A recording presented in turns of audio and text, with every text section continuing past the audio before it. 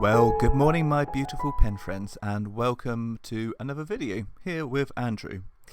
Before I get started with this unboxing today, I would like to just give a massive shout out to Adventure Denali. She's been an absolute true inspiration in terms of starting this channel, and without her kindness and support I probably wouldn't have actually even started it. So thank you very much, and please do go and check out her channel if you haven't done so. She produces exceptional videos on journaling, vintage pens, ukulele, and sometimes her pets feature in the video as well. And I believe she's going to be doing a little bit more reading from books in the future as well, although that is not concrete. Anyway, without further ado, let's unbox this pen and have an initial sort of inspection and a quick overview of what the pen is like.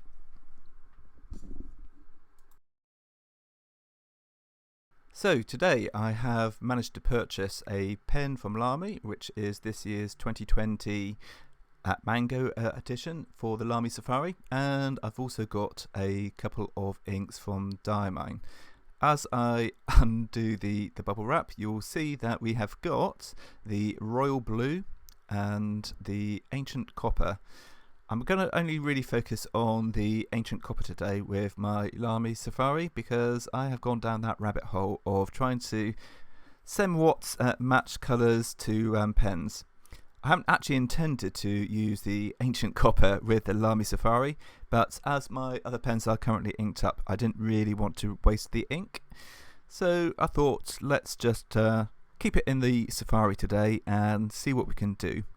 Now, the Lamy Safari, which I have purchased, is the 1.1 stub.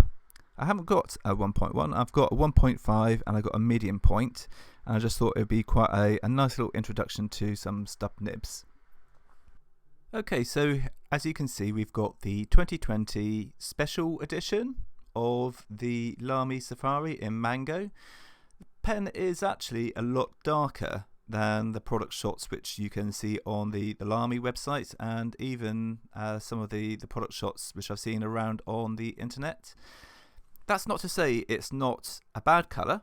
It's actually very similar to Mango, which is great, but for whatever reason the photography and the video which has been put out there, I don't think has really done the pen justice, unfortunately. But that's not to say that I am disappointed. Like I said, it is actually a very nice looking pen. Now, I've opted to go with the 1.1 stub with this. I've got a 1.5 stub and a medium and a fine point from Lamy, and I thought I would just continue adding to my stub collection, as I do like to have a little bit of line variation. So now I'll cut over and have a look at the two bottles which I got from Diamine. The first one which I got was the Ancient Copper. The Ancient Copper, from what I could see from the samples on the internet, looks absolutely fantastic. It's got a really nice sort of rich colour, and hopefully the sheen should look good. Now the second bottle which I got was the Royal Blue. Now I decided to get that to pair with my Leonardo Memento Zero. So I thought, yeah, let's get some Royal Blue. It'll be a nice practical colour to get, one which I can use both within work and for home, and hopefully the two colours should complement each other for some future videos which I plan on doing. So let's now just finish up, and we are now going to go over to my drawing section, where we will just do a scene from nature based on tulips and daffodils. Okay, well, thank you for bearing with me so far.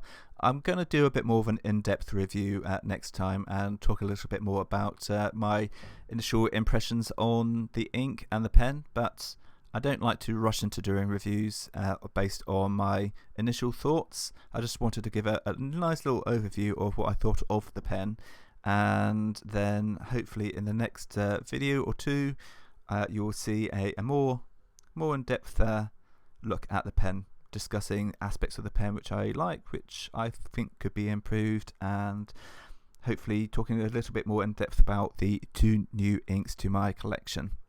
Well, thank you for listening, and thank you once again for all the wonderful support which you've given me so far on my journey along the path of venturing into the wonderful world of fountain pens.